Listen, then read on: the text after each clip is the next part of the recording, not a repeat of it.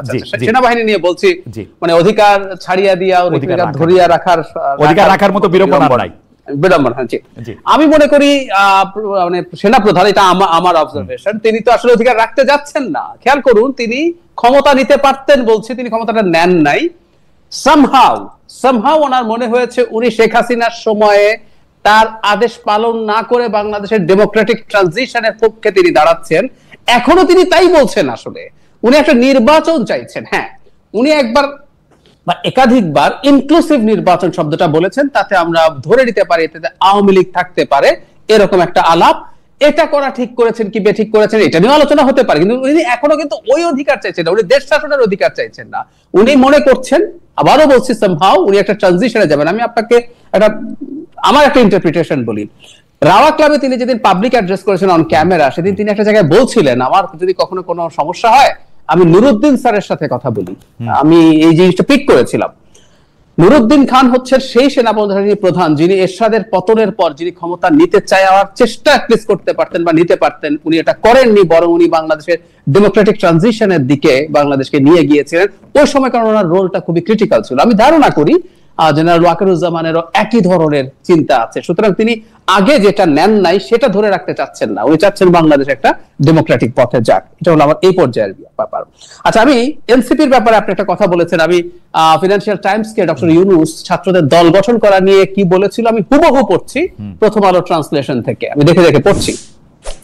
তিনি বলছেন, তারা এই পরিস্থিতিতে রাজনৈতিক দল গঠন করছে বা রাজনীতিতে যুক্ত হচ্ছে। এটা বিরাট, পুরোটা পড়লে আরো ভালো বোঝা যেত, কিন্তু আমি এই অংশটুকু পড়ি। এটা দরকার, কারণ রক্ত দিয়ে তারা যেগুলো অর্জন করেছে সেগুলো তাদেরকে রক্ষা করতে হবে, অন্যথায় সেগুলো সেই সব ব্যক্তি নিয়ে যাবে যারা বিগত প্রশাসন ও অন্যান্যদের মতো সবকিছুর পুনরাবৃত্তি করার সুযোগ খুঁজছে। এটাই আমাদের রাজনৈতিক পরিবেশ। সুতরাং তারা এটা রক্ষা করার চেষ্টা করছে। তাই আমি বলবো ছাত্রদের স্বচ্ছ অভিপ্রায় থাকবে, ক্লিয়ারলি নতুন দল তাদেরকে রক্ষা করতে হবে, আর পুরনো দল যারা আছে তাদের ব্যাপারে ঠিক তার অন্য উপদেষ্টারা সরাসরি যে ভাষায় কথা বলেন, বাইরে থেকে বলা হয়, ঠিক তাই বলছেন। আমার কয়েকটা প্রশ্নের জবাব দিয়ে নেই। এটা যথেষ্ট টু প্রুভ যে উনি আসলে এনসিপির প্রতি বায়াসড। শুভকামনা আমাদের প্রত্যেকের আছে, সেটা ওনারও থাকতে পারে, কিন্তু উনি বায়াসড। আচ্ছা, তারপর আমার ওই অবস্থানের ব্যাপারে অনেকে এটাকে মিসইন্টারপ্রিট করতে পারেন যে যেহেতু আমার বক্তব্য এখন মনে হচ্ছে বিএনপি বা সেনাবাহিনী যা চাইছে তার সাথে অ্যালাইন। আমি আসলে এবার খুবই এক্সপ্লিসিটলি কথা বলছি, কারণ আমি বিশ্বাস করি বাংলাদেশ একটা রিয়েল ক্রাইসিসের মধ্যে ঢুকে পড়েছে।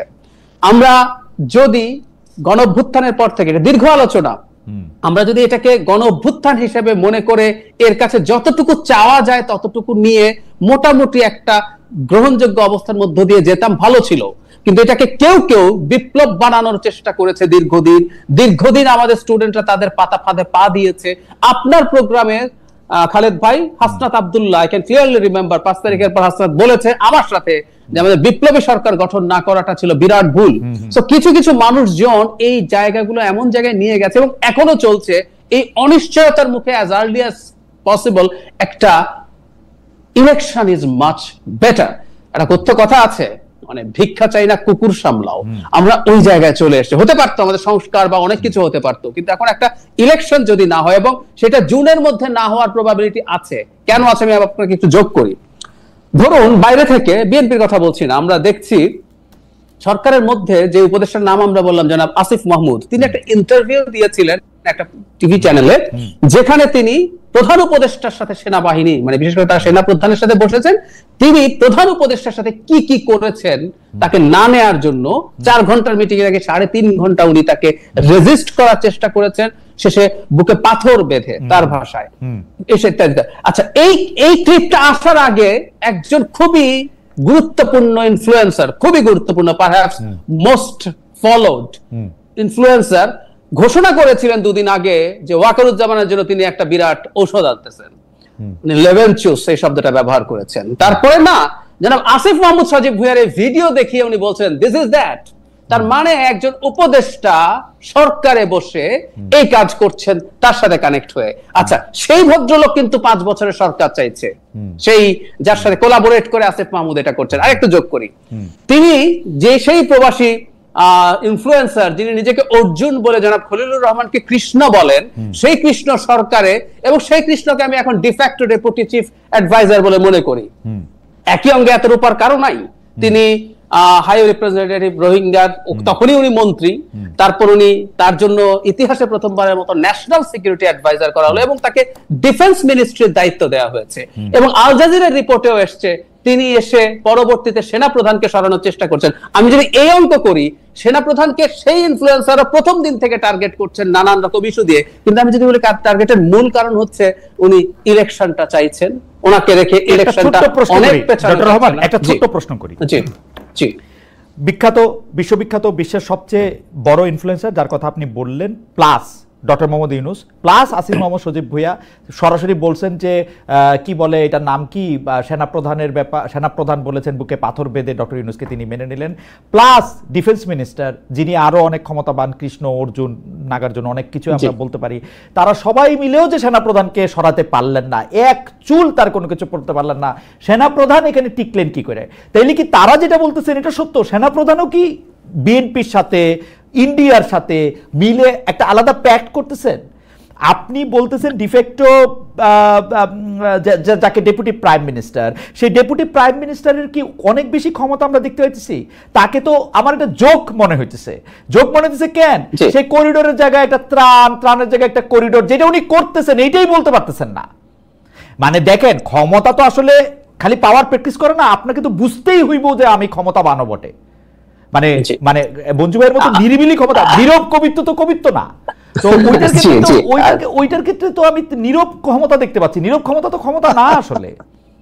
না হ্যাঁ খালেদ ভাই, আমি মনে করি ঘটনা যেটা হয়েছে, ওনারা for the time being fail করেছেন, এটা তো ফ্যাক্ট। যেমন ধরুন আমি আমাকে এই প্রশ্ন করার চেষ্টা করেছি, আমি এখানে এই প্রশ্নটা একটু ছেড়ে দিতে চাই। সেটা হচ্ছে এই, আমি যে বলেছিলাম যে এই মুহূর্তে যদি সরকারের বাইরে বাকি দুটো পাওয়ার সেন্টার বিএনপি এবং সেনাবাহিনী, সরকার কিন্তু একসাথে দুটোর সাথে ফাইট করতে নেমেছে, এটাও আমার কাছে কিন্তু খুব স্মার্ট মনে হয় না। এবং ওই ফাইট চলতে চলতে ওই যে সরকারি কর্মচারী যে আইন, সেটা তারা কার্যকর করে দিলেন। টেকনিক্যালি মনে হয় ঠিক আছে, এটা যদি করিও এই কেওসের মধ্যে না করি, এই দেখেন তারপর কিন্তু তাদেরকে এটা থেকে সরেই আসতে হলো। তো সরকারের খোয়াব আছে, আমি শব্দটা এটাই বলতে চাই একটু ডেরিভেটরি ঢঙে, কিন্তু খোয়াবটা কিভাবে করা উচিত, কিভাবে করব, তার শক্তি কতটুকু, আমার ধারণা সরকার তার নিজের শক্তির অ্যাসেসমেন্টে ভুল করছে। এজন্যই বলছি আমি, ওই যে মঞ্জু ভাই যেটা বলছিলেন যে উনি যদি ইলেকশন দিয়ে দেয় তাহলে কি আমরা সরি বলবো কিনা, আমার উত্তর হচ্ছে সরি বলবো না। সরি কেন বলবো না জানেন? ইলেকশন ইচ্ছা মতো দেয়া আর একটা ইলেকশন দিতে বাধ্য হওয়া, this two things are not the same. উনি ইলেকশন দিতে বাধ্য হয়েই হয়তো শেষ পর্যন্ত যাবে। আমি বিশেষ করে টোকিওতে তার জাপানে তার বক্তৃতা শোনার পর মনে হয়েছে সেটা আসলে ধন্যবাদ পাওয়ার মতো ব্যাপার হবে না। আমি এটুকু বলে এই অংশে আমি শেষ করছি। গতকাল আমাকে মানবজমিনের মতিউর রহমান চৌধুরী ভাইয়ের প্রোগ্রামে ছিল, জিজ্ঞেস করছেন এসব করে উনি তাহলে কি অর্জন করবেন এত কিছু করে। তো আমার উত্তর ছিল অসম্মান অর্জন করবেন। আমি খুব দিব্য চোখে দেখতে পাচ্ছি উনি অসম্মানের সাথে বিদায় হওয়ার পরিস্থিতি তৈরি হয়েছে। একটা সময় বলতাম যে কারো কারো আছে একটা অংশ তাকে এটা বোঝাচ্ছে, আর ভুল বোঝানো না, ওনাকে রক্ষা করার জন্য বলতে গিয়ে লজ্জা লাগে। মানে শেখ হাসিনার সময় আমরা এগুলো নিয়ে খুবই কঠোর ভাবে সমালোচনা করেছি, যে মানুষকে ভুল বোঝানো যায় সেই মানুষ এই টার্মোয়েলের টাইমে ক্ষমতায় থাকা itself is a problem. So আমার এখন ইন্টারপ্রিটেশন আমি এইভাবে করতে চাই যে তিনি নিজেই যথেষ্ট অ্যাক্টিভলি এর মধ্যে আছেন এবং এটাই আমাদের সংকটের কারণ। এন্ড বটম লাইন, যদি এই সম্ভাবনা খুব কমও থেকে থাকে, আমাদের সময়টা এত বেশি ক্রুশাল, আমাদের ডেমোক্রেটিক ট্রান্সফরমেশন এত বেশি জরুরি, আমাদের স্টেটের সিকিউরিটি আর সভারেন্টি এত বেশি অ্যাট স্টেক, কম সংখ্যক সমস্যা থাকলেও আমাদেরকে যথেষ্ট বেশি শোরগোল করা দরকার, তাতে অন্তত ক্ষতি হবে না। আমি একটু প্রশ্নটা করে রাখি, আজকে আমাদের আবির ভাইয়ের একটু আমি অনুরোধ করতেছি যে আমরা একটু এক্সটেন্ড করতে চাই টাইমটা। আমি একটু প্রশ্নটা করে রাখি, যেমন ধরা যাক ডক্টর জাহিদুর রহমান যা বলতেছেন তার সবই হয়তো সত্য হইল, সব সত্য হইলেও বিএনপি যে আন্দোলনটা বা যে চাপটা এখন সৃষ্টি করতে চাচ্ছে, যদি ইলেকশন না দিয়ে তারা পিছলে চলে যেতে চায়, তারা অসম্মানটা অর্জন করে তারা থেকেও যেতে চায়, সেটা করতে পারবে না এমন না। কিন্তু বিএনপি কি মনে করতেছে আসলে ছাত্রদের আন্দোলনের উপর ভর করে ক্ষমতায় যাওয়ার যে সম্ভাবনাটা তাদের তৈরি হয়েছে, অন্য কোনো এলিমেন্ট যদি এখন চলে আসে, বিএনপির পক্ষে আন্দোলন করে আর সফল হওয়ার কোনো সম্ভাবনা নাই। সেই জন্য বিএনপি খুব প্যানিক অ্যাটাক হচ্ছে, খুব বেশি ভয় পাইতেছে এবং যেটাকে বলে হচ্ছে চুনকে না দইকে চুন ভেবে ভুল করতেছে। জায়েদ, আপনার কাছে আমরা আসতেছি, আমি একটু মঞ্জু ভাইয়ের কাছে যাই। তার আগে আমার একটা প্রিয় প্রিয় প্রিয় প্রিয় প্রিয় প্রিয় একটা প্রিয় একটা আয় হায়, এটা হারায় গেল অনেকগুলি ইয়ার মধ্যে একটা একটা একটা একটা মন্তব্যের উপর একটু আঙ্গুল দিয়ে রাখছিলাম। উনি উনি উনি উনি বলছেন, হাসান মুন্সি বোধহয় ওনার নাম, উনি বলছেন খালেদ মুহিউদ্দিন এনসিপির লোক, এটা আমরা জানি। দেখ, এটা অনেকদিন পরে নতুন একটু শুনলাম। বিএনপির লোক, আওয়ামী লীগের লোক, এগুলি প্রায় শুনি, এনসিপির লোকটাও শোনা হলো। মঞ্জু ভাই, আপনি বলতেছিলেন, আমরা যে জায়গাটার মধ্যে থেকে আপনাকে প্রশ্ন করতে চাই যে মঞ্জু ভাই, একটা ব্যাপার তো এইটাতে কোনো সন্দেহ নাই যে অন্তর্বর্তীকালীন সরকার ক্ষমতায় আসছে নানা ধরনের বাস্তবতাকে সামনে রেখে।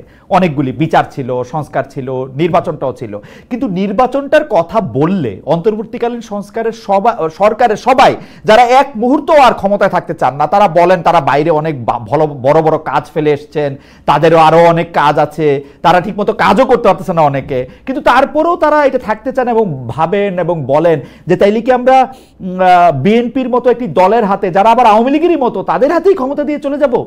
তাহলে আর এই জুলাই আগস্টে দিয়ে আমাদের কি লাভ বলে? এবং একদম একই ভাষায় এনসিপি কথা বলে। কারণ এনসিপি, আমি প্রশ্নটা এরকম যে এনসিপির আসলে মানে ভোট যদি হয়, বাংলাদেশে যদি নির্বাচন হয়, তখন এনসিপি রেলেভেন্টই থাকবে না। ওর রেলেভেন্ট থাকার জন্যই এরকম একটা সরকার দরকার। সেই জন্য সে ভাই, আমি ওই সেনাবাহিনী প্রসঙ্গে যে আলোচনাটা উঠেছে এটা একটু আলোচনা করতে চাই, আপনি যদি পারমিশন দেন। প্লিজ করেন। আমি কিছু কথা বলি যেটা হয়তো কোনো না কোনো সময় ইতিহাসে আপনারা সেটার একটা সত্যতা পাবেন বা পাওয়ার সম্ভাবনা আছে। একটা হলো যে শেখ হাসিনা যখন কান্ট্রি লিভ করছেন বা আমাদের ভাষায় যিনি পালিয়ে যাচ্ছেন, তখন উনি আসলে কি করেছেন? তখন উনি সেনাবাহিনী প্রধানকে বলেছেন টেক ওভার করার জন্য। টেক ওভার করার দায়িত্ব দিয়েই উনি অ্যাকচুয়ালি লিভ করেছেন। সেনাবাহিনীর প্রধান আপনি দেখেন, অ্যাকর্ডিংলি উনি সকল রাজনৈতিক দলকে ডেকেছেন। ডাকার পরে সেখানে শুধুমাত্র জাতীয় পার্টির মানে আমাদের যে ইঞ্জিনিয়ার সাহেব, এরশাদ সাহেবের ভাই জিএম কাদের সাহেবই বলেছেন যে আপনি টেক ওভার করেন। আদার দেন অন্য কোনো পলিটিক্যাল পার্টি সেনাবাহিনী প্রধানকে এই পরামর্শ দেন নাই।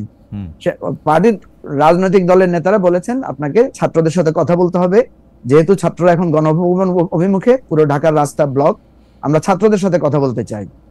তাহলে দেখেন, সেনাবাহিনী প্রধান কিন্তু একটা ওয়াইজ ডিসিশন নিয়েছেন যে উনি ওই সময়ে টেক ওভার করেন নাই, এবং উনি এরপরে গিয়ে ছাত্রদের সাথে কথা বলেছেন, ছাত্রদের সাথে পরামর্শ করেছেন। এরপরে সলিউশনটা আমরা সবাই জানি কি হয়েছে। এখন আপনি হয়তো আমাকে বলতে পারেন যে এটার তথ্য আপনি কোথায় পেলেন? এটার তথ্য আপনি চাইলে আপনি ওই দিন মিটিং এ যারা ছিল তাদেরকে ডাকতে পারেন, এবং কখনো কখনো আপনি এটার প্রমাণ পাবেন। আমি আপনাকে বিশ্বাস করি যে আপনি ঠিক কথাই বলছেন। জি হ্যাঁ, না মঞ্জু ভাই, আমি এক সেকেন্ড একটা জিনিস এখনই জানতে চাই, মানে সেনা প্রধান কি টেক ওভার করতে চান বা করার ইচ্ছা আছে এটা প্রকাশ করেছিলেন সবার সামনে? আমি তো বলি নাই সেটা। আপনি একটু খোলাখুলি বলেন, আপনি খুব ডিপ্লোম্যাটিক কথা বলছেন। না বলেন মঞ্জু ভাই বলেন। না জিএম কাদের তো বলবেই, জিএম কাদের তো আসলে শেখ হাসিনার রিপ্রেজেন্টেটিভ, সেনা প্রধানকে টেক ওভার করার, কিন্তু সেনা প্রধান সেই সময় এই ব্যাপারে কোনো ইচ্ছা প্রকাশ করে নাই। জি মঞ্জু ভাই। জাহিদ ভাই আপনি যদি কথা বলতে না দেন, আপনাকে কিন্তু পরে আচ্ছা ঠিক আছে, আপনাকে কিন্তু সরকার প্রধান হিসেবে মানবো না কিন্তু। আচ্ছা জি মঞ্জু ভাই আপনি বলেন। জি মঞ্জু ভাই আপনি বলেন। আমি বলি কি, তর্ক বিতর্ক না করে আসেন ঠান্ডা মাথায় আমরা আলোচনাটা করি। তাহলে সেনাবাহিনী প্রধান কখনো ইচ্ছা প্রকাশ করেন না। উনি বলছেন যে আপনারা রাজনৈতিক দলের নেতৃবৃন্দ, আপনারা বলেন বর্তমান সময়ে করণীয় কি। সেখানে শুধু জিএম কাদের সাহেব এই কথা বলেছেন যে আপনি টেক ওভার করেন, আপনি জাতির উদ্দেশ্যে একটা ভাষণ দেন, ভাষণ দিয়ে বলেন যে আপনি টেক ওভার করেছেন। কিন্তু সেখানে মির্জা ফখরুল সাহেব সহ অন্যান্য নেতৃবৃন্দ বলেছেন না, আমরা ছাত্রদের সাথে এটা আলোচনা করি। একটা আলোচনার কথা আপনি জানেন যে ছাত্ররা বলেছে যে একটা ন্যাশনাল গভর্নমেন্ট হবে, কিন্তু ন্যাশনাল গভর্নমেন্ট হওয়ার ব্যাপারে বিএনপি অনাগ্রহী ছিল, আগ্রহ প্রকাশ করেন নাই। ফলে এটা একটা প্রফেসর ইউনূসকে কিভাবে প্রস্তাব করা হয়েছে, কিভাবে হয়েছে, এগুলো আলোচনা এসেছে। এখন প্রশ্ন হচ্ছে, দেখেন এই যে সেনাবাহিনী প্রধান যখন জাতির উদ্দেশ্যে ভাষণ দিয়েছেন, সেদিন সবাই টিভির সামনে বসেছিল, ফেসবুকের সামনে বসেছিল, সোশ্যাল মিডিয়ার সামনে বসেছিল। মঞ্জু ভাই একটা ছোট্ট কোয়েরি, আপনি যেহেতু ওই প্রসঙ্গ তুলেনি, জনাব আসিফ মাহমুদ সজীব ভাই যেরকমটি বলে থাকেন, আসলেই সেনাপ্রধান বুকে পাথর বেঁধে ডক্টর ইউনূসকে মেনে নিয়েছিলেন? এটা কি আপনি জানেন? দেখেন তার এই ক্লেমটা কি ঠিক? এই কথাটা আসিফ মাহমুদ সজীব ভুঁইয়া বেশ কয়েকবার বলেছেন, এবং এটা এইভাবে বলা যে ঠিক হয় নাই, বলা ঠিক না, আমরা ক্লেমটা ঠিক কিনা আসলেই তার ইয়া ছিল, রিজার্ভেশন ছিল ডক্টর ইউনূসের নিয়া ওয়াকার সাহেবের? আমার কথা ওই যে আমাদের নিয়মে বলেছেন না সবকিছু নিয়ম মতো চলবে, নট নেসেসারিলি, আমি কিন্তু ওই কথা বলবো না। আমি যদি বলি তাহলে সবার ক্ষেত্রে এটা প্রযোজ্য হবে, আর আমি যদি বলি যে না নিয়ম মতো চলতে হবে তাহলে সবার ক্ষেত্রে নিয়ম মেনে চলতে হবে। এখানে বায়াসনেস করা চলবে না। আমি যেটা বলি এটা ইতিহাসে প্রমাণ হবে। বলেছেন কি বলেন? আজকে প্রযোজককে বইলা সময় একটু বাড়াইছি যখন আপনার একটু প্রশ্নটা করি। যেমন আমার একটা ধারণা ছিল যে আমরা সবাই মিলে প্রফেসর ডক্টর মোহাম্মদ ইউনূসকে সরকার প্রধান হিসেবে মাইনে নিয়েছিলাম। এখন আসিফ মোহাম্মদ সজীব, অ্যাকর্ডিং টু আসিফ মোহাম্মদ সজীব ভুঁইয়া, সেনাপ্রধানই এটা মানে নাই। এরকম না মানার কাতারে আর কে কে ছিলে? মানে উনি কি আসলে মানে নাই? মানে মঞ্জু ভাই মানছিল, সবাই মিলে কি ডক্টর ইউনূস চাইছিল? এটা একটু বললেন। আমি আপনাকে বলি ডক্টর ইউনূসকে সবাই মিলে মানছিল। ছাত্ররা মির্জা শুধু সেনাপ্রধান বাদে, শুধু সেনাপ্রধান বাদে না, সেনাপ্রধানও মেনেছে। সেনাপ্রধান যে প্রশ্নটা তুলেছেন, আমি যতটুকু জানি, বুকে পাথর চাপা দেওয়ার বিষয়টা আমি জানি না, আমি জানি যে সেনাপ্রধান বলেছেন উনি তো কনভিক্টেড, ওনাকে রাষ্ট্রীয় প্রধান দায়িত্বটা দেয়া যাবে কিনা। তখন ছাত্ররা বলেছে যে হাসিনার কোনো বিচার আমরা মানি না, শেখ হাসিনার কোনো বিচারই আমরা মানি না। তো এই জায়গা থেকে তখন যখন হার্ড কথা যাচ্ছিল এবং ছাত্ররা একটা পর্যায়ে বলেছে যে তাহলে আপনারা আপনাদের পথে যান, আমরা আমাদের পথে আছি। তো ডক্টর মোহাম্মদ ইউনূস তারপরে আসিফ মোহাম্মদ সজীব ভুঁইয়াকে বললেন যে তুমি এটা টেলিভিশনে গিয়ে বইলাও আসো।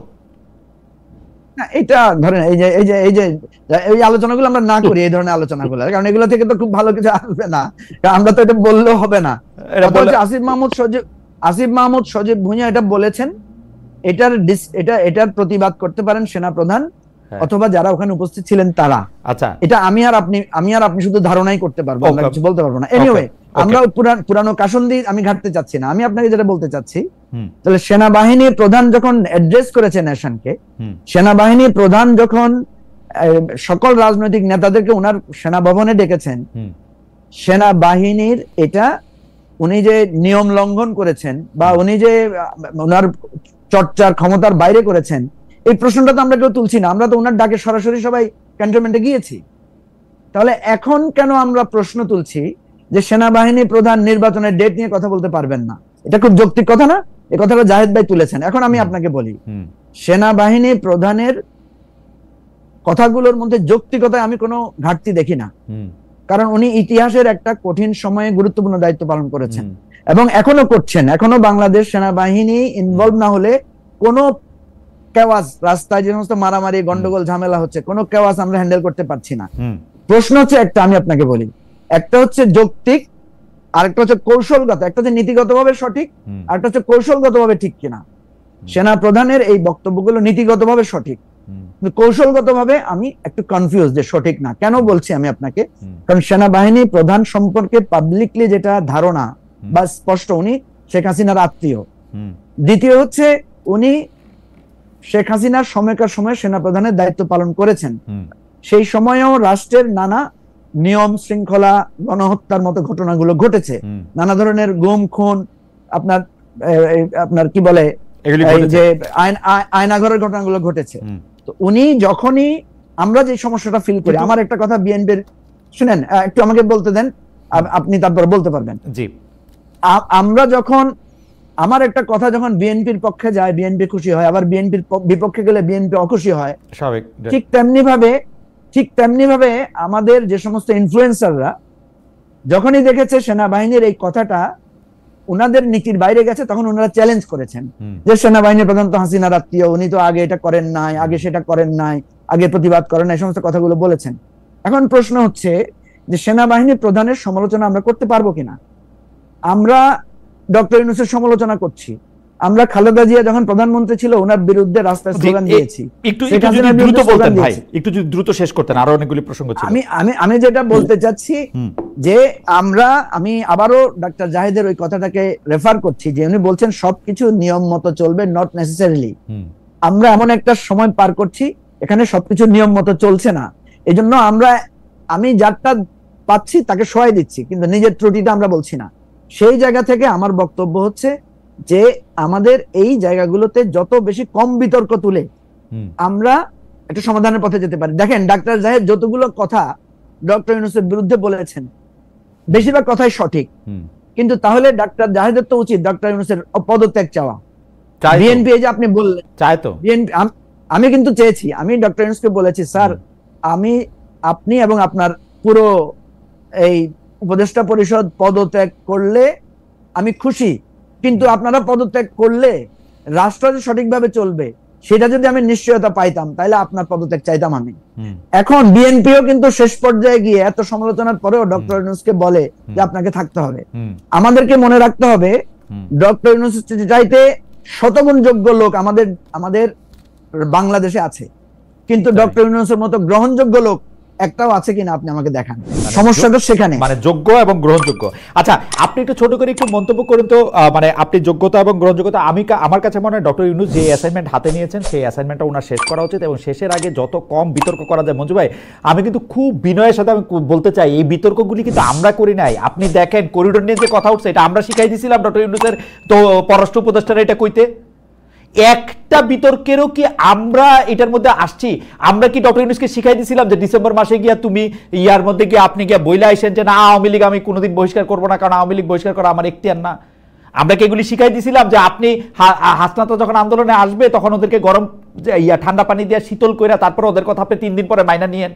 কোনটাই তো আমরা যেই কয়টা কথা ডক্টর জাহেদ বলছে এর একটাও কিন্তু ডক্টর জাহেদ এই বিতর্ক শুরু করে নাই।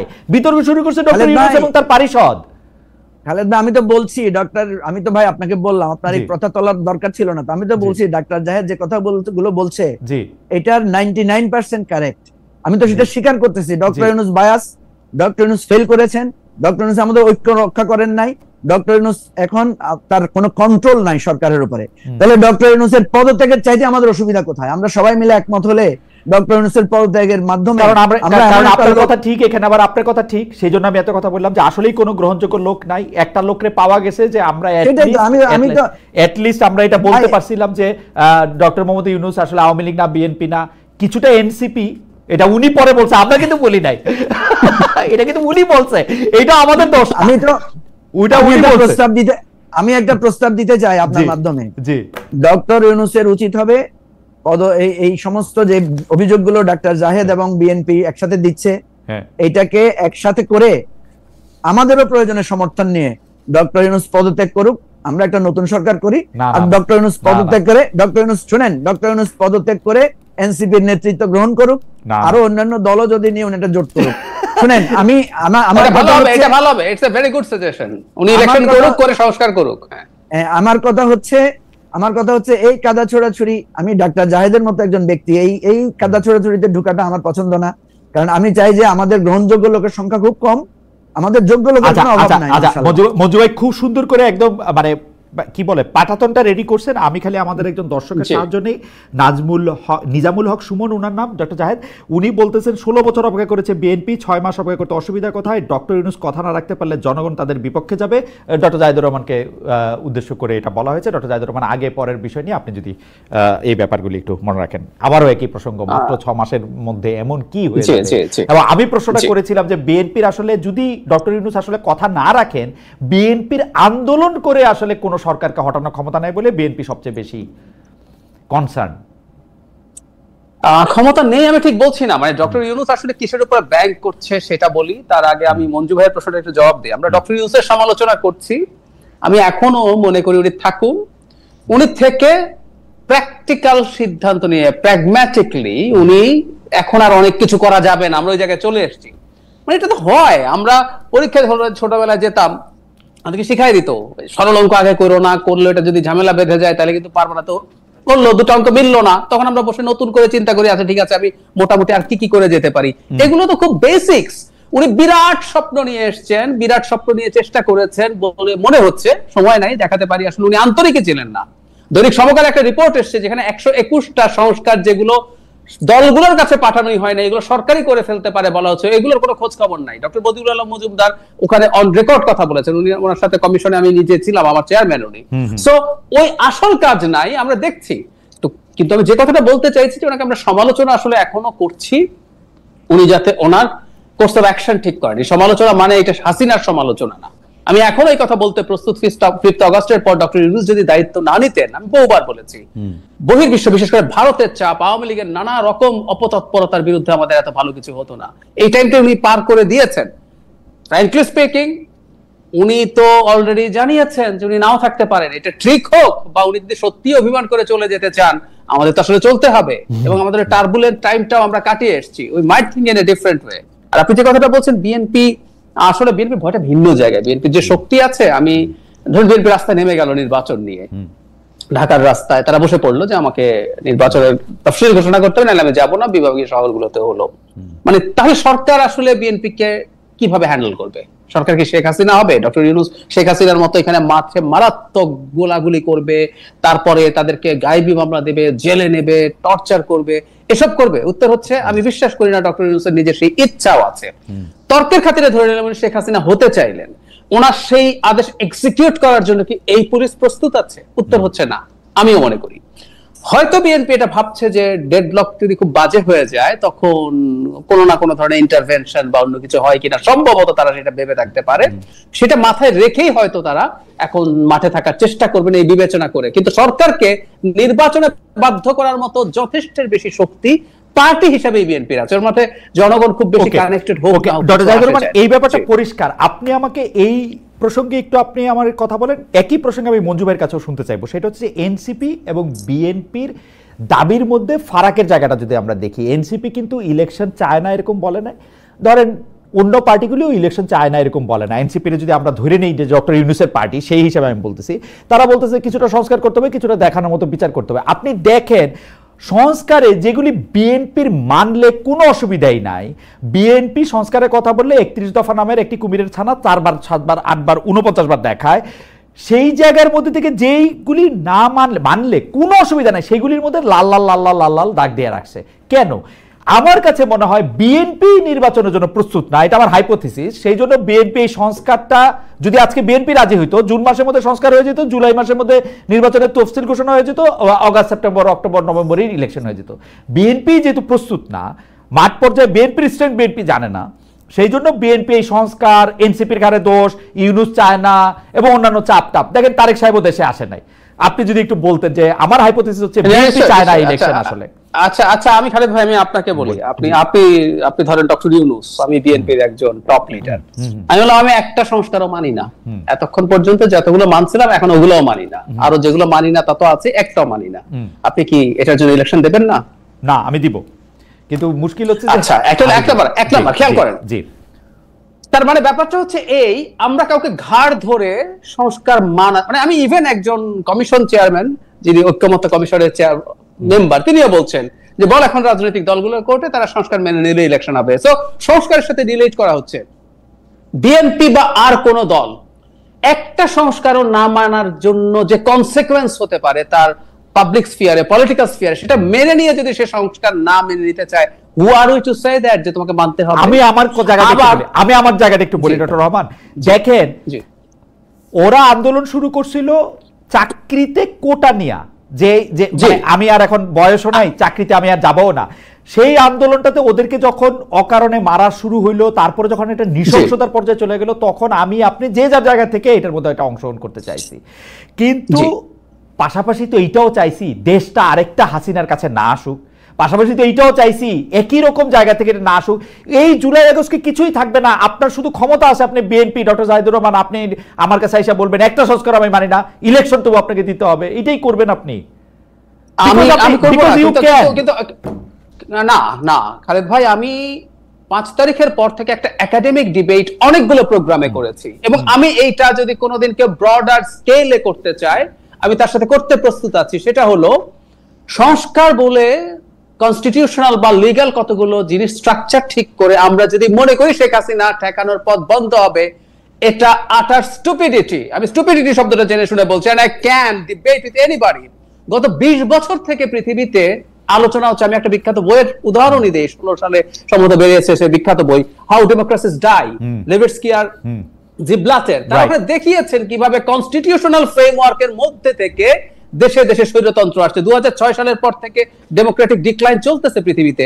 ইউরোপের মাটিতে নিও ফ্যাসিস্ট পার্টি, ইটালিতে ব্রাদার্স অফ ইটালি ক্ষমতায় এসেছে, জার্মানিতে এএফডি, আপনি যে দেশে ছিলেন দীর্ঘদিন, এএফডি ডাবল সিট পেয়েছে। এগুলো সবই ফ্রেমওয়ার্কের মধ্যে দিয়ে হয়েছে। তো আমরা যদি মনে করি এটার মাধ্যমে হাসিনাকে করব, তখন আমার কাছে মনে হয় যে এই ওভার এস্টিমেট করার মধ্যে কোনো প্রবলেম আছে। আমি আপনার বক্তব্যের সাথে একদম একমত, কিন্তু আমি মনে করি মাত্র 2টা সংস্কার, যে সংস্কারের লিস্ট নিয়ে আমি বসছি, সেই 2টা সংস্কার হইলে বাংলাদেশের রাজনীতির 53 বছরে বেশি সংস্কার হবে। একটা হচ্ছে 2বারের বেশি প্রধানমন্ত্রী হতে পারবে না, জীবনেও না, এবং প্রধানমন্ত্রী দলীয় প্রধানের পদে থাকতে পারবেন না। আমার এই 2টা দেন, এই 2টার ব্যাপারে খালেদ ভাই আমি আপনার সাথে এটা নিয়েও দ্বিমত করি, একমত হতে পারে তারা। আমি একটা উদাহরণ দেই তাহলে। বিজেপি ক্ষমতায় আসার আগে 14 সালে 4 থেকে 14 কংগ্রেস ক্ষমতায় ছিল। কংগ্রেস ক্ষমতায় থাকাকালীন সময়ে 4-এ যখন প্রথম জিতলো, তখন সোনিয়া গান্ধী প্রাইম মিনিস্টার হবে, উনি কংগ্রেস প্রধান, এই আলাপ হলো, বিজেপি শোরগোল শুরু করলো, উনি তো জন্মগতভাবে ভারতীয় না, কিভাবে সে প্রাইম মিনিস্টার হয়, and she did brilliantly, she decided যে তিনি প্রাইম মিনিস্টার হন নাই। ওই 10 বছর ভারতের প্রাইম মিনিস্টার কি মনমোহন সিং ছিল? আমরা একটু ভালো মতো খোঁজ খবর করলে জানি। সুতরাং আমরা যদি মনে করি এগুলো করলে হবে, আমি আবারও বলছি, প্লিজ খালেদ ভাই ডোন্ট মিসআন্ডারস্ট্যান্ড মি, এগুলো করা যাবে না, করতে হবে না, আমি তা বলছি না। কিন্তু আমি ভারতের উদাহরণটা দিয়ে দেখলাম, 10 বছর ডিফ্যাক্টো প্রাইম মিনিস্টার আসলে ছিলেন সোনিয়া গান্ধী। প্রতিষ্ঠিত। ওকে ডক্টর রহমান, আপনার সাথে কথা বলা তো খুবই আনন্দদায়ক। আমি বরং এখনকার ভারতের দিকে আপনার দৃষ্টি দেই। অমিত শাহ বিজেপির প্রধান, নরেন্দ্র মোদী প্রধানমন্ত্রী, তার ফলে হয়েছে কি, সবকিছু গোপালগঞ্জে যায় নাই, কিছু কিছু ফরিদপুর মানে পটুয়াখালীও গেছে। তো কিছু কিছু পটুয়াখালী যাওয়ার পরে এই যে ক্ষমতাটার একটু হলো ভাগ হয়, একজন হজরত হয়ে ওঠেন না, এইটারও একটু দরকার আছে। যাই হোক, আপনার কথা আমি শতভাগ আমি আপনার মানলাম। আমরা একটু শেষ প্রসঙ্গের দিকে যাইতেছি, সেহেতু মঞ্জু ভাইয়ের কাছে একটু শুনে আসি যে মঞ্জু ভাই, আপনার কাছে কি মনে হয় না যে বিএনপি সংস্কার নিয়ে যেরকম দাঁড়ায় আছে সবকিছুর মধ্যে, মানে মানে সংস্কারের মধ্যে থেকে যেগুলি আপত্তি তুলতেছে, বা এনসিপি যেগুলিকে খুব আপত্তির জায়গা বলে মনে করতেছে বা অনেকেই বলতেছেন, সেটা বেশিরভাগই থিওরিটিক্যাল, এটার কোনো প্র্যাকটিক্যাল এটা না। কারণ হাসিনা, সাবেক প্রধানমন্ত্রী শেখ হাসিনা একটা অন্যায়ও করেন নাই সংবিধান দেখা, একটা অন্যায়ের ক্ষেত্রেও তিনি সংবিধানে কোনো ম্যান্ডেট নেন নাই। সংবিধানে আছে নাকি 3 বছর ধরে আপনি আমির আমির ইলেকশন করবেন 3টা ধরে? আছে নাকি আপনি গুম করবেন? আছে নাকি আপনি কিশোরকে মাইরা ফেলবেন? মুস্তাককে, সরি, কিশোর বাইচে গেছে কোনো মতে। জি খালেদ ভাই, আপনার এই প্রোগ্রামটাকে আমি ভাবছিলাম যে আজকে এক্সট্রাঅর্ডিনারি হবে, কিন্তু এটা খুবই গতানুগতিক অনুষ্ঠান হয়ে গেল। খুবই সরি, কারণ এখানে যে আলোচনাগুলো হয়েছে এগুলা গত 2 মাস, এবং ডাক্তার জাহেদের এই বক্তব্য আমরা আজকে 2 মাস ধরে শুনতেছি বিভিন্ন জায়গায়।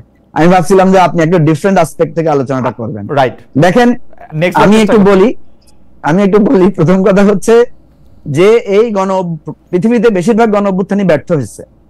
এই গণ অভ্যুত্থানের সবচেয়ে বড় অর্জন হচ্ছে হাসিনার পালানো, এবং সেটা ইন্ডিয়াতে পালানো, এবং এইবারের মতো যে পতন আওয়ামী লীগের হয়েছে, এটা পৃথিবীতে ক্ষমতাসীন দলের পতনের ইতিহাস যদি লেখা হয় তাহলে এটা একটা রিমার্কেবল ইতিহাস হয়ে থাকবে। সো এটা একটা বড় আমাদের অর্জন। আর মানে আপনি যেটা বলছেন, আমি এটা বহুবার বলেছি যে সংস্কার এগুলো অ্যাকচুয়ালি কেউ, যে আপনি এখন লাস্ট যেটা বললেন, সংবিধান দেখে দেখে কেউ ফ্যাসিস্ট হয় না। সংবিধান, নিয়ম সবকিছুকেই ওভারকাম করা যায়, এবং পৃথিবীতে মানে ফ্যাসিজমের সূত্রটাই হচ্ছে যে গণতান্ত্রিক মানে শক্তি থেকে, গণতান্ত্রিক দল থেকেই ফ্যাসিজমের জন্ম হয়। সুতরাং এটা আমি আর আলোচনা করতে চাই না। আলোচনার মূল কথা একটা, যে ডক্টর ইউনূসের কাছ থেকে আপনি এর বেশি আশা পাবেন না। কারণ উনি নিজে যখন বলেন যে আমি রাষ্ট্র শাসনের লোক না, তাহলে ওনাকে আপনি রাষ্ট্র শাসনের যে জিনিসগুলো চাচ্ছেন, এটা হচ্ছে আপনি ওই যে গরুর পেট থেকে আপনি মানে হরিণের বাচ্চা পাওয়ার আশা করাটা, এটা হচ্ছে আমার মূল্যায়ন। এবারে আসেন আমি একটু অন্য আসপেক্টে কথা বলি। এইটা রাজনীতির বাইরে কিছু রাজনীতি আছে। বিএনপি কেন ইলেকশনের ব্যাপারে সিরিয়াসলি ফোকাসড? যেহেতু বিএনপি জানে ইলেকশনে সে ক্ষমতায় আসতে পারে, এটা হচ্ছে মূল কথা। আমরা যত তাত্ত্বিক কথা বলি না কেন, বাকি দলগুলো কেন আকারে ইঙ্গিতে, কেন এখানে যারা বিএনপির সাথে খুব ভালো সম্পর্ক তারাও নির্বাচন চায়, আর যারা মনে করে যে নির্বাচন করলে আমি ভালো করতে পারবো না বা ইত্যাদি ইত্যাদি, তারা একটু নির্বাচনকে বিলম্বিত করতে চায়। এইটাকে যদি আমরা জিস ধরি, তাহলে আপনি দেখবেন যে এনসিপি কিন্তু পর্দার অন্তরালে বিএনপির সাথে একটা সিট নেগোসিয়েশনে আলোচনা করেছে। সে 70 সিট 50 সিট, এগুলো ডাক্তার জাহেদ জানেন না? আমি মনে করি না ওনার জানার কথা। জানেন না? আচ্ছা, তাহলে আপনি একটু জানবেন। আমি আপনাকে বিভিন্ন জায়গাটা মানে বিএনপির সাথে আলোচনা করেছে, এটা আপনি বলছেন। যাই হোক, করেছে, জি হ্যাঁ। তো তাহলে দেখা যাচ্ছে এখানে মূল বিষয়টা যেটা দাঁড়াচ্ছে সেটা হচ্ছে যে আমরা যদি এখন ধরেন হাইপোথেটিক্যালি ধরলাম, কালকে একটা পর্দার অন্তরালে একটা আন্ডারস্ট্যান্ডিং হয়ে গেল, সিট ভাগাভাগি হয়ে গেল, তাহলে দেখবেন ইলেকশন মানে সেপ্টেম্বরে ইলেকশন জন্য সবাই একমত হয়ে যাবে। ঠিক আছে, আমি আপনাকে একটা কথা বলি, এটা অফ দ্য রেকর্ড সবাই জানে যে আমি ধরেন উদাহরণ, আমি ডাক্তার জাহেদকে প্রশ্নটা করতে চাই, আপনাকেও করতে চাই। ধরেন জামাত একটা শক্তিশালী রাজনৈতিক দল এখন। জামাত কিন্তু ইলেকশনের ব্যাপারে একটু পিছ টান আছে, যে ইলেকশন একটু বিলম্বিত হোক, অসুবিধা নাই। বিএনপি যদি কালকে জামাতকে বলে যে আপনাদেরকে আমরা 50টা সিট ছেড়ে দিব, আপনি কি জানেন জামাত অক্টোবরে ইলেকশন হলেও রাজি হবে? আর আমাদের কথার সাথে কি একমত হবেন? 20টা। হ্যাঁ, আমি জাহেদ ভাই, আপনি জবাব দেন, জামাত কি রাজি হবে বলেন? হ্যাঁ, রাজি হবে। হ্যাঁ, তাইলে কেন এত প্যাঁচগোছ করে এত অঙ্ক? তাহলে মঞ্জু একটা ভয়ঙ্কর প্রশ্ন আপনি তৈরি করলেন, আমি আপনাকে জিজ্ঞেস করি। হ্যাঁ, আমি তো আমি বলি মঞ্জু ভাই, আমি একটু প্রশ্নটা করিনি, তারপর আমি বলি না। দুইটা দল আসন নেগোসিয়েশনের কারণে সুরাহা হচ্ছে না বলে এটা করছে, মানলাম। তার মানে সরকারও এই গেমের পার্ট হয়ে তাদের আসন নিশ্চিত করার জন্য এসব করছে এখন। জি মঞ্জু ভাই, আপনি এটাতে কি বলেন? মানে আপনার বক্তব্য কি এইটা মনে হয় যে সরকারও তাদের এই পক্ষেরই কাজ করতেছে, তাদের ম্যানেজারের কাজ করতেছে, জামাতের? আর এখন দেখেন, ডাক্তার জাহেদ এবং ব্যারিস্টার ফুয়াদ, আমাদের ফুয়াদের, এদের সমস্যা কি জানেন? এরা রাজনৈতিক নেতাও, আবার এরা ইউটিউবারও, বুঝছেন? আমি নেতা না, আমি দলে নাই। সমস্যা হচ্ছে আপনি তো দলে থাকতে পারবেন না, এটা স্বাভাবিক। কারণ আপনারা হচ্ছেন পলিটিক্যাল অ্যানালাইসিস করতে গিয়ে আপনারা সবসময় তাত্ত্বিক জায়গায় যান, প্র্যাকটিক্যাল জায়গায় কম যান। এখন আমি যখন একটা আলোচনা তুললাম, উনি এটাকে আবার সরকারের সাথে প্যাচ লাগাই দিলেন। সরকার মঞ্জু ভাই, আমি প্যাচ ছুটাই। মঞ্জু ভাই, এখন ঘটনা হচ্ছে যে আপনার বক্তব্যের সাথে আমরা একমত, যদি জামায়াতে ইসলামীকে 50টা সিট দেওয়া হয়। আমি বলতেছিলাম যে আমাদের দর্শকদের মধ্যে কেউ কেউ বলতেছেন যে 20টা 30টা দিলেও হইব। আমি ঠিক জানি না কতটাতে নেগোসিয়েশন হবে, বাট নেগোসিয়েশনটা যদি সফল হয়, জামাতের সাথে হোক আর এনসিপির সাথে হোক, তাইলেও তারাও আসলে বিএনপির সাথে একই সুরে সুর মিলায় নির্বাচনটা আরো আগে করার কথাও বলতে পারে। কিন্তু এই ক্ষেত্রে সরকারের ভূমিকাটা আসলে কি হওয়া উচিত? আমার কাছে কিন্তু মনে হয়, মঞ্জু ভাই আমি অনেস্টলি বলি, আপনি মন্তব্য করেন, আমার কাছে কিন্তু মনে হয় যে সরকার ইলেকশনের লাইনেই আছে। এইটা ডিসেম্বরটা যদি তার ইগোর মধ্যে একটু লাগে, তো এটা জানুয়ারি 10-12 তারিখ একটা ইলেকশন দিয়ে দিবে, যথারীতি ইলেকশন হবেও, সবাই খুব আনন্দ করে ইলেকশন করবে। এটা হচ্ছে আমার আমার ধারণা, ইলেকশনের দিকেই যাচ্ছে বাংলাদেশ আসলে। খালেদ ভাই, ইলেকশন বাংলাদেশে যেটা হতে যাচ্ছে, আমি আপনাকে বলি, যদি ডক্টর ইউনূস ধরেন, আমি প্রথমত, এটা আমার ধারণা ভুল হোক আমি চাই, প্রথমত যেইভাবে এখানে ডাক্তার জাহেদ সহ নানাভাবে বিশ্লেষণ করছেন, ডক্টর ইউনূসের ফেলিওর গুলো তুলে ধরছেন, ভাই ডক্টর ইউনূস এইভাবে উনার কোন এর চাইতে বেশি পারফরমেন্স উনার থেকে আর পাবেন না, আমি একদম নিশ্চিত হয়ে গেছি। দিন দিন আরো ডিটোরিয়েট করবে। সুতরাং আপনাকে এখন সিদ্ধান্ত নিতে হবে, আপনি এর চাইতে বেটার অপশন পাইলে আসেন, সেই দিকে আমরা হাঁটি, নাম্বার 1। ওকে, নাম্বার 2 হচ্ছে, ধরেন ডক্টর ইউনূস এই পরিস্থিতিতেই একটা ইলেকশন ডিক্লেয়ার করলেন। এই ইলেকশনে অন্তত 50 থেকে 100টা আসনে বিএনপির বিদ্রোহী প্রার্থী থাকবে। জামায়াতের এবং বিএনপির সাথে হার্ড কন্টেস্ট হবে অন্তত 60 থেকে 70টা আসনে, অন্যান্য দলের সাথে অন্তত আরো 20 থেকে 30টা আসনে। এবং এই সমস্ত জায়গায় বিভিন্ন রকমের মারামারি, গন্ডগোল, নির্বাচনী অফিস ভাঙচুরের মতো ঘটনা ঘটবে। একটা জায়গাতেও পুলিশ বা সেনাবাহিনী কোনো সঠিক মেজার নিতে পারবে না, এবং এই সরকারের এই ক্ষমতা নাই এই জায়গায় থামাইতে পারে। আপনি দেখেন, আপনি কথা বলেন মঞ্জু ভাই, আপনি আমাদের আর একদম সময় নেই, মানে যতটুকু বাড়া ছিল আমরা 2 মিনিট শুধু ডক্টর জাহেদকে শুনতে পারবো। ডক্টর জাহেদ, আমার প্রশ্নটা হচ্ছে যে পারফরমেন্স এর থেকে বেটার আর হবে না, কিন্তু আমার প্রশ্ন হচ্ছে পারফরমেন্স বেটার হলে, যেহেতু এটা টিম স্পোর্ট, আমরা যারা সরকারে নাই বা আমরা যারা উনার সমালোচনা করতেছি, তারা সবাই ওনাকে সহযোগিতা করেছি কিনা, আমরা যারা স্টেক হোল্ডার আছি, আর হচ্ছে যে বেটার না হলে প্রত্যেক করার কথা উনি বলছেন, আপনি এটার মধ্যে থেকে যদি একটু মন্তব্য করেন, শেষ আমাদের আর আমরা মানে আমি আসলে এটাই এক্সপেক্ট করি, ডক্টর ইউনূস অত্যন্ত প্রাজ্ঞ গণতান্ত্রিক একজন মানুষ, সমালোচনাকে সেভাবে নেবেন, এবং সমালোচনাটাও টাফ হওয়া মানে এইটা উনি যাতে ইন্টারপ্রিট না করেন যে প্রত্যেকে তাকে চলে যেতে বলছে, এটা তার বোঝা উচিত যে তিনি সঠিক পথে নেই, অন্তত কিছু মানুষ মনে করছে। আমি বলছি না তাকে সব আমাদের কথা মতো করতে হবে, কিন্তু উনি একটা রিকনসিডার করবেন, এটা খুব জরুরি। আর যেটা হয়েছে খালেদ ভাই, আমি তো এত খোলাখুলি বলে ফেলতে চাইও না, যারা এই সরকারের বিভিন্ন জায়গায় আছে, আপনার আমার মঞ্জু ভাই সবারই কম বেশি পরিচিত মানুষজন, সুতরাং সরকারের ভেতরে ডিনামিক্সটাও আমরা আসলে খানিকটা বুঝি। সুতরাং বাইরে থেকেও আসলে পরিস্থিতিটা কেমন সেটাও সরকারের দেখা দরকার, তাদের পদক্ষেপগুলো বা তাদের চিন্তাগুলো যে মানুষ বুঝতে পারছে বা অ্যাটলিস্ট সন্দেহ তৈরি হচ্ছে, এটা হলে আমরা মনে করি সরকারটা একটা রাইট ট্র্যাকে থাকার সম্ভাবনা তৈরি হবে। আর আমি এখনো বলছি যে ওই যে মঞ্জু ভাই বললেন যে ব্যালট বাক্স এখানে মারামারি, এটা ব্যালট বাক্স চুরি বা ছিনতাই ঠেকাতে পারবেন না টাইপের কথা প্রধান উপদেষ্টা বলেছেন বলে পত্রিকায় সূত্রের মারফত নিউজ এসছে, সেসব পুরনো কথা। তাহলে তো আসলে জুনে উনি কিভাবে রাতারাতি এই 6 মাসের মধ্যে পেরে যাবেন, এই প্রশ্নগুলো আসবে। এবং তিনি যদি শেষ পর্যন্ত এটা মনে না করেন, উনি যদি না পেরে ওঠেন বলে মনে হয়, we should try, আমরা জানি না যে আমরা পারবো কিনা, তেমন কাউকে পাবো কিনা, আমি এটা অন্তত বলতে প্রস্তুত আছি, আই এম সরি এভাবে বলার জন্য, আমরা ওনাকে সবসময় সমর্থন করেছি। শুরুর দিকে যে জরুরি প্রয়োজন ছিল সেটা অনেক ভালো হয়েছে।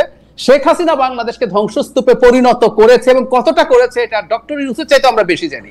আমি আবারও বলছি, ডক্টর ইউনূসের চাইতে বেশি জানি, কারণ মেটিকুলাসলি আমরা এগুলো ফলো করেছি, কথা বলেছি। উনি আসলে বিশ্ব ব্যক্তিত্ব, উনি বাইরে ছিলেন, কিন্তু এই ডিস্ট্রাক্টেড সিস্টেমের মধ্যে থেকেও আরো ফার বেটার পারফর্ম করার সুযোগ ছিল, তিনি তার অনেক ক্ষেত্রেই ব্যর্থতার কারণে এটা করে উঠতে পারেন। এক লাইনের কোশ্চেন ডক্টর জাহিদকে দিয়ে শুরু, মঞ্জু ভাইকে দিয়ে শেষ হবে আমাদের অনুষ্ঠান শেষ করা। সেটা হচ্ছে ইলেকশন কবে হবে বলে মনে করেন? মানে যুক্তি না, মানে এটা একটা ফোরকাস্ট, জ্যোতিষী প্রশ্ন, জ্যোতির্বিদ্যা না। দুইটা না, আমি আগে জাহিদকে শুনি, আপনি শেষ কথা বলবেন। মঞ্জু ভাই আপনি বলবেন শেষ কথা।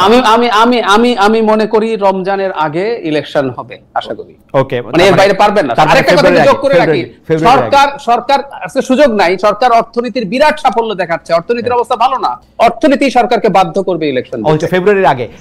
মঞ্জু ভাই আপনি বলেন, আপনার মিড ফেব্রুয়ারি মানে রমজানের আগে আর কি। ওকে, মিড ফেব্রুয়ারি। আর মঞ্জু ভাই আপনি বলেন, মঞ্জু ভাই আটকে গেছে। জি, বিএনপি, সেনা প্রধান এবং ডক্টর ইউনূস, এই তিনজন। বিএনপি বলতে আমি আরো স্পেসিফিক্যালি বলি তারেক রহমান, ডক্টর ইউনূস এবং সেনাবাহিনী প্রধান, এই তিনজন যদি দূরত্বটা কমিয়ে এক জায়গায় আসেন, তাহলে নভেম্বরে ইলেকশন দেওয়া সম্ভব, এবং একটা খুব বেস্ট ইলেকশন আমাদের এখানে সম্ভব। নাম্বার 1।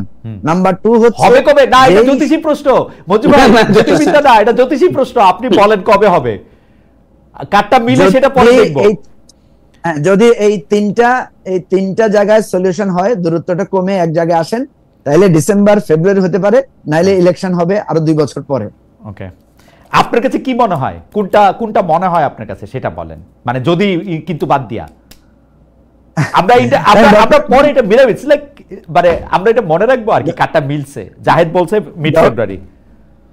ডক্টর ইউনূস যদি রিজাইন করেন তাহলে একটা আবার এটা যদি দেওয়া হবে না, আপনি বলেন কবে হবে, যদি দেওয়া হবে না। খালেদ ভাই, এটা হচ্ছে পলিটিশিয়ান, বুঝছেন, এটাই হচ্ছে পলিটিশিয়ান। যদি দেন আপনি বলেন না কবে হবে। মঞ্জু ভাই বলতে পারবে, মঞ্জু ভাই বলেন যে ধরেন। আমি তো পলিটিশিয়ানই, এটা কি গালি দিলেন? আচ্ছা ঠিক আছে, জনাব মুজিবুর রহমান মঞ্জু, আপনাকে অনেক ধন্যবাদ ডক্টর জাহিদুর রহমান। আমরা আজকে অনেকগুলি বিষয় নিয়ে আসলে কথা বলতে চেয়েছি, কথা বলেছে, যদিও মঞ্জু ভাই বলেছেন গতানুগতিক একটা অনুষ্ঠানের মতো হয়েছে, সরি। আমরা আশা করবো যে পরে আরো অনুষ্ঠান আরো অনেক ভালো হবে।